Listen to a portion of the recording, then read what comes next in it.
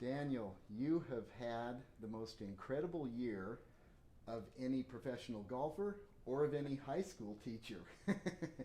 Wow, where are you now? I am currently an educator Yeah. at Davis High School, Davis County, Utah. First year teacher coming in during COVID, new high school golf coach. All those things hit me right at once, and it's been quite a whirlwind. I expected a little slower pace of life, and it's been anything but that. Go back with me, if you would, to your post-round interview following the final round of the Corn Ferry Tour here, the event here this past summer. It's rainy, it's cold. You just threw down a 62 to get ultimately into a playoff, though we didn't know it at the time. Recall with me, please, the things you were telling us at the time that you were thinking about in the last 4 or 5 holes on the way to that incredible 62 to close out your career. I thought I had done enough to win. Yeah, I wish I would have had maybe that last putt back, but it's hard to complain about any bogeys in a 62, right? It's pretty hard, But, yeah. but again, in that interview, I remember specifically talking about my brothers. You know, my brother David, who was on the bag with me, my brother Boyd, who was there, filmed every single shot of my quote-unquote final round, right? My wife, who, again, is outside trying to find a way in to come watch me somehow, right? And to feel all that in this send-off, you know, was extremely impactful and memorable. The tour life isn't always super easy. In fact, you feel like a gypsy sometimes, week to week, this wandering gypsy who can't make too many connections for more than a week with someone.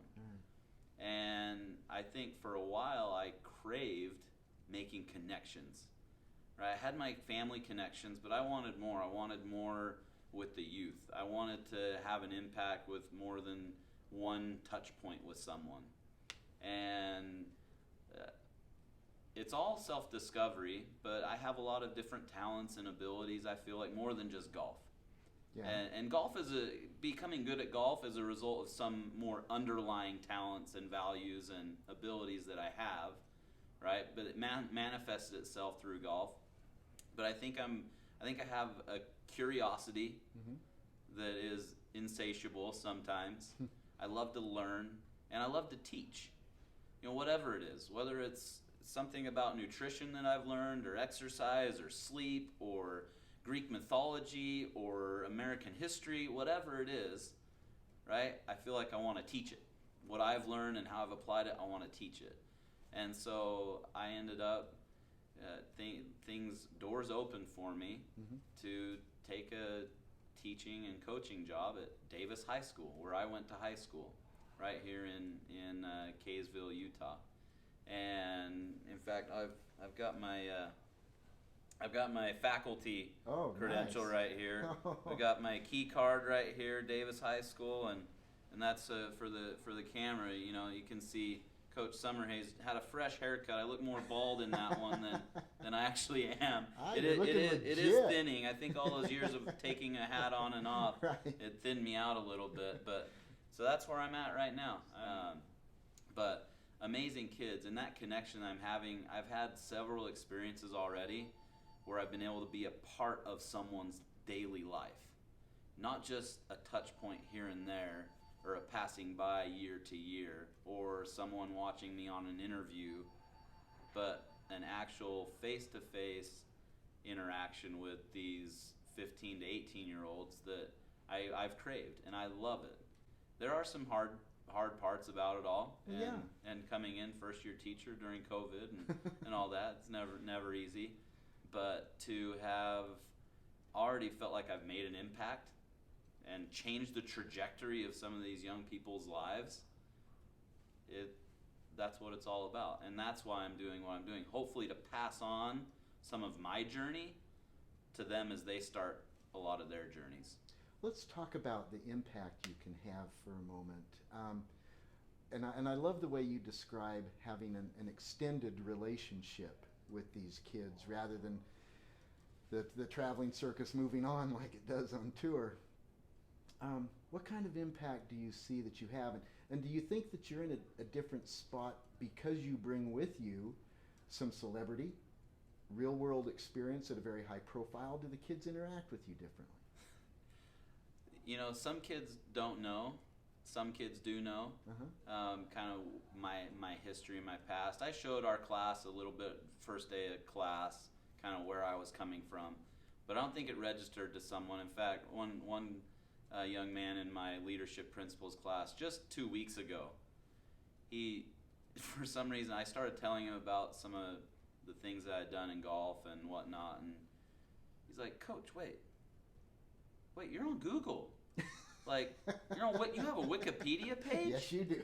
You know, you have a Wikipedia page, and he's like, "Coach, you made $10 million playing golf," you know, and it just like, and it was interesting because he's like, "Oh, I better pay attention. This guy knows what he's talking about." So. Right? And I think they feel that. I've come from industry.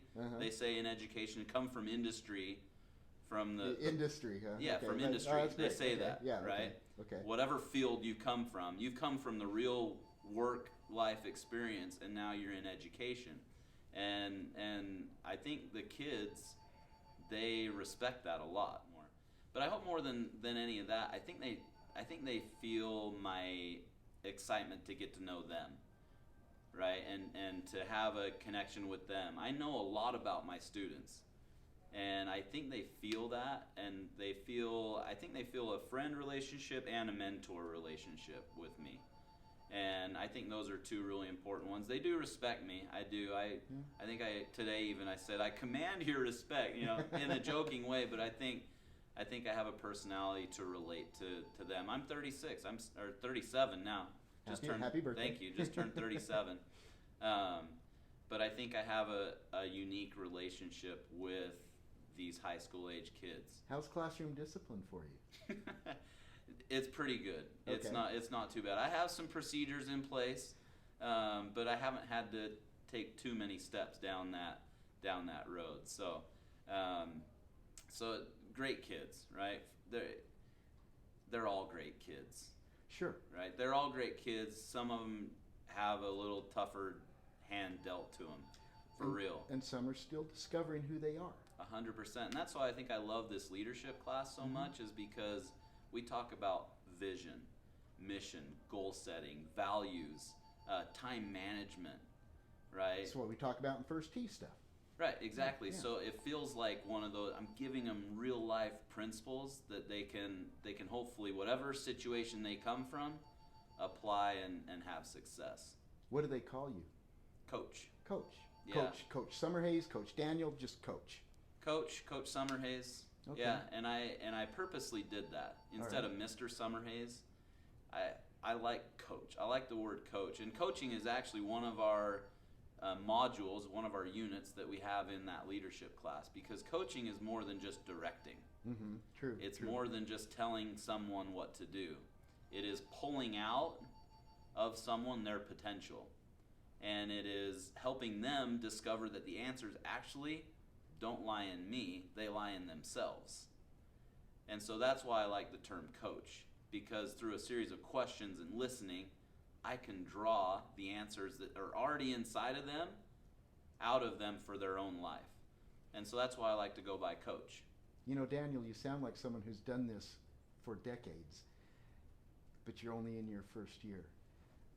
One comment you made earlier last summer was that you felt a pull, a draw, almost a calling to this work. Do you feel that your path has inevitably led you to this place of influence on kids in your community? It's interesting. You talk about you ask about paths and doors opening. We have Summerhays friends, and these are people who I've read their books, I've studied their lives, and one, just this last unit, is Joseph Campbell. I don't know if you know who Joseph Campbell is. He's a philosopher, mythologist, and he created what's called the hero's journey. And we started studying this, and it's basically everybody has a path that is laid out for them. And I do feel like doors have opened for me. The fact that in this year, when I start thinking about retiring from touring professional golf, that the head boys golf coach retires. The lifetime activities teacher retires. Wow. The sports marketing and leadership teacher wants to move on to something else. At Davis High School, Yeah, no small thing, right? right? It's like, oh, doors are starting to open. Now, I don't know what, this might be a door that leads to something else, right? I don't know how long I'm going to be in education.